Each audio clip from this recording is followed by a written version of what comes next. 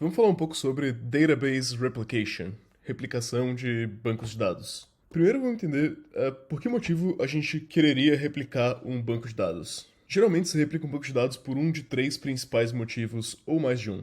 Quando você quer mais availability, ou seja, garantir que seu serviço funcione quando algum dos bancos de dados ou mais de um quebram, ou então quando partes da network não estão disponíveis. 2. Scalability, que é o que vai permitir você atingir milhões e milhões de usuários.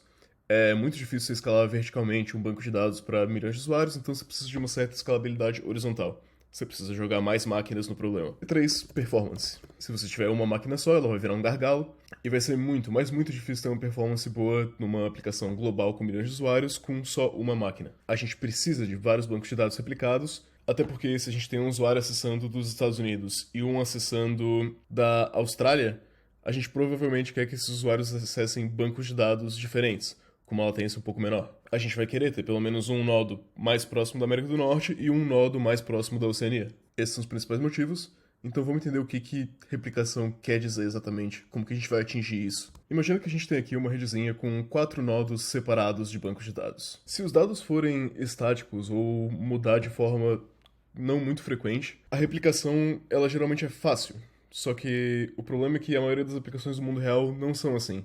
Então a gente pode ter alguns problemas com replicação e tem que ter algumas coisas que a gente precisa ter em mente quando a gente quer replicar um banco de dados. Esses problemas eles são consistency, por exemplo. Como que a gente garante a consistência nesses bancos de dados? Se a gente escrever uma informação sobre o usuário A nesse banco e a gente eventualmente tentar ler essa informação nesse outro banco, como que a gente garante que a informação ela está replicada e ela está sincronizada entre todos os bancos? A gente vai ter que lidar com falhas também. O que acontece quando, por exemplo, esse nodo aqui falha, sai do ar? A gente precisa saber se essas replicações elas são assíncronas ou síncronas.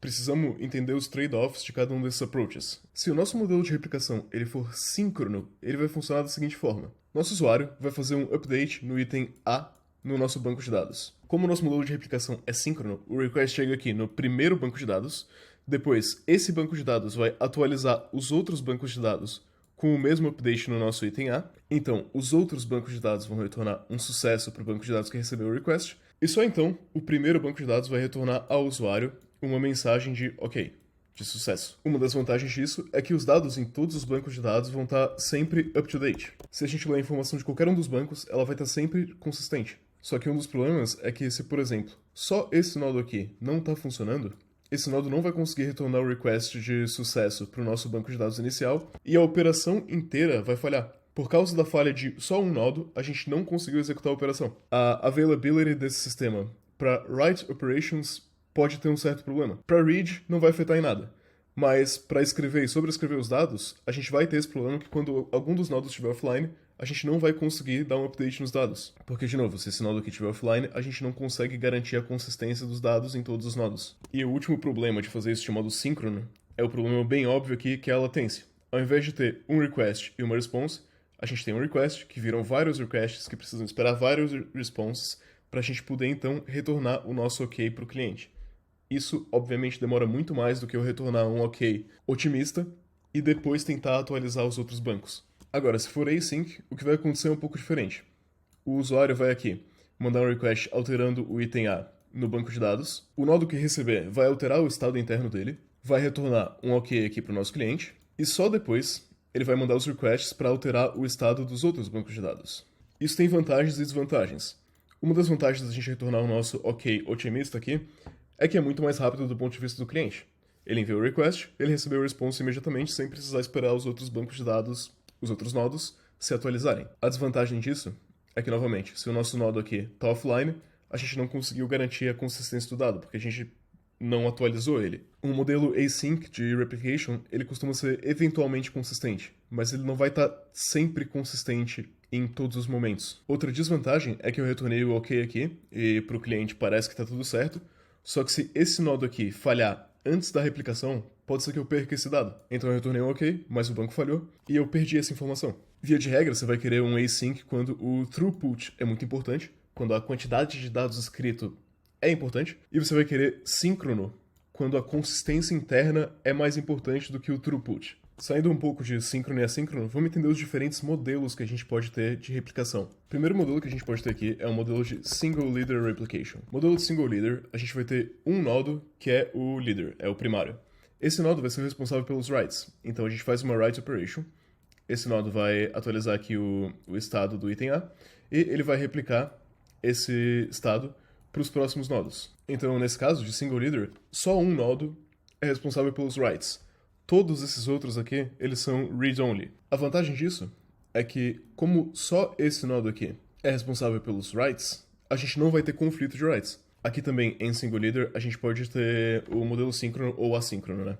A gente pode dar um ok otimista aqui pro cliente, ou então a gente pode esperar que todos esses nodos aqui de baixo retornem ok, para então a gente retornar ok pro cliente, tá? O fato desse modelo ser Single Leader não altera a decisão de se ele vai ser síncrono ou assíncrono. Single Leader vai funcionar muito bem para uma aplicação em que a gente não tem muitos writes, mas a gente tem muitos reads. Como a gente não precisa lidar com um workload muito pesado de writes, só um nodo pode ser o suficiente, e ter vários para read vai ser bom. Outro problema que Single Leader pode ter é o nosso Single Point of Failure aqui, que é esse banco de dados aqui. Se esse nodo não estiver disponível, a gente não vai conseguir escrever. Porém, se esse nodo cair, os reads ainda estão disponíveis. Então pode ser que a gente tenha uma falha apenas em operações de write. Tá, mas vamos imaginar então que a gente não quer ter esse Single Point of Failure. A gente não quer depender de um único banco de dados para write, e vamos imaginar que a gente precisa de um pouco mais de throughput na escrita. A gente não pode ter só um banco, a gente quer mais de um para escrever. A gente vai então utilizar um modelo multi-leader. No nosso multi-leader aqui, nesse exemplo, a gente vai ter dois nodos que são responsáveis pelas write operations, dois líderes. Então eu posso fazer um update nesse aqui, e se esse aqui não estiver disponível, eu posso fazer um update nesse aqui, e esses dois vão ser responsáveis por replicar os dados depois. Multi-leader pode resolver o nosso problema de single points of failure que a gente tinha antes. Em multi-leader também, a gente pode ter aqui, esse usuário ele pode ter um banco de dados local, ele pode fazer update para esse banco de dados mesmo se ele estiver offline. Então assim, imagina que a gente tem um jogo de videogame, eu estou jogando offline e eu salvei o meu jogo. Essa informação pode ser salva aqui nesse banco de dados mesmo se eu estiver offline, e no momento que eu ficar online, eu posso depois replicar essa informação para os outros bancos de dados. Mas multi-leader tem um problema muito óbvio. Embora ele possa solucionar alguns dos problemas de single leader, principalmente os problemas de não conseguir escrever muito por ter só um nodo, e o problema de single point of failure e de availability de writes, o nosso problema muito óbvio aqui é o que acontece se esse usuário fizer um update em A nesse banco e esse outro usuário também fizer um update em A no outro banco. Como que a gente resolve esse conflito? Existem algumas maneiras de resolver o conflito e eu vou explicar 3 delas. A primeira é avoidance. Ao invés de resolver o conflito, a gente só evita que ele aconteça. Então o que a gente faria aqui é que, na verdade, a gente não pode fazer update em A em qualquer banco de dados. A gente vai designar que só esse banco aqui pode fazer updates em A e só esse banco aqui pode fazer updates em B. Desse modo, como todos os updates de A passam por esse banco e todos os updates de B passam só por esse banco, a gente consegue escrever paralelamente, só que a gente não consegue escrever paralelamente em cima do mesmo objeto. A gente tem uma certa separação entre os dois. Isso, de novo, tem os seus prós e contras, porque se esse banco aqui não estiver funcionando, eu simplesmente não vou conseguir fazer um update no item A. Avoidance também vai requerer uma carga lógica um pouco maior, porque eu preciso tomar a decisão de quais bancos, de quais nodos vão ser responsáveis pelo A, qual o nodo responsável pelo B, e assim por diante. Então a avoidance pode ser bastante difícil de implementar. Nosso segundo modo de resolução de conflitos aqui é o tal do last write wins. O último que escreveu vence. Cada operação aqui vai ter um timestamp, então vamos supor que ele atualizou esse aqui às 11h59. Esse aqui atualizou às 12. Como o timestamp desse aqui é mais tarde que o timestamp desse, essa aqui vai ser a alteração que prevalece. A vantagem disso é que é simples, soluciona o nosso problema. A desvantagem é que não necessariamente vai ter uma consistência. Por causa de clock skews e latência de network e esse tipo de coisa, pode ser que não seja a última operação que de fato prevaleça. A gente vai ter que viver com o fato de que pode haver uma eventual inconsistência com esses timestamps aqui, e pode ser que o A desse lado tenha acontecido depois que o A desse lado, só que ele vai ser sobrescrito por um que aconteceu antes. Mas dependendo da natureza da aplicação, isso talvez nem seja um problema. E o nosso último método de resolução de conflitos é a tal da Custom Logic. Aconteceu um conflito aqui, a gente tem uma eventual inconsistência nos dados, a gente vai chamar um outro serviço aqui, com uma lógica custom, E baseado em regras que a gente criou, a gente vai solucionar esse problema. Então, pode ser que eu tenha uma regra específica para como solucionar esse conflito no nosso modelo de usuários. Pode ser que a minha regra seja diferente para solucionar esse conflito no modelo de posts. Custom Logic é bem abrangente, mas o que ele quer dizer é que a gente está criando uma lógica específica nossa para a resolução de conflitos. E agora, só para comentar o nosso último modelo de replicação, ele é muito parecido com o multileader, ele tem praticamente todas as mesmas características do multileader, e ele acontece quando a gente simplesmente não quer que todos esses bancos aqui sejam read-only. A gente quer que todos os bancos possam fazer read e write. Então, seria como se fosse um modelo multileader, onde todos também são líderes. Esse modelo se chama de peer-to-peer, ou às vezes é chamado de leaderless. Peer-to-peer traz consigo também praticamente todos os problemas que multileader tem, e funciona basicamente da mesma forma. Quando a gente entra em peer-to-peer, a gente pode ter algo chamado quorums. Um quorum seria, por exemplo, ao invés de precisar esperar que todos os nodos atualizem seu estado para a gente garantir o sucesso, a gente pode só esperar que a maioria deles atualize. Então, por exemplo, se a gente tiver todos esses nodos aqui atualizados, a gente considera que esse quorum definiu o estado verdadeiro. Ele é o nosso source of truth.